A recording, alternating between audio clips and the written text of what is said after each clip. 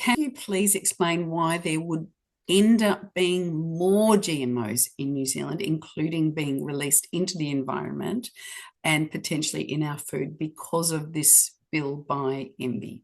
There will be more failed GMOs in the environment. That is, ones that people didn't intend to make, ones that didn't work out the way they intended, but for which they don't even know they're making them, because you can do this in uncontained facilities, and those exposures then can't be destroyed. The results of those exposures can't be destroyed prior to entry into the environment.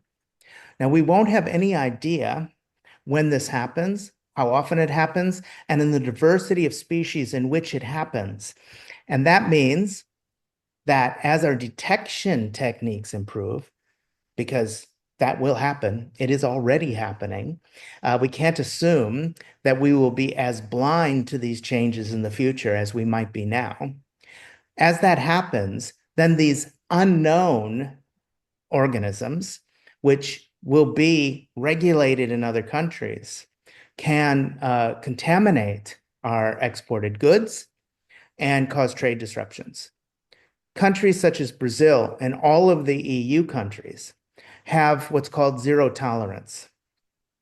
They will allow a certain amount of admixture, a little bit of contamination of genetically modified organism, provided that it falls below a certain quantitative threshold and it's a known genetically modified organism that has benefited from a risk assessment.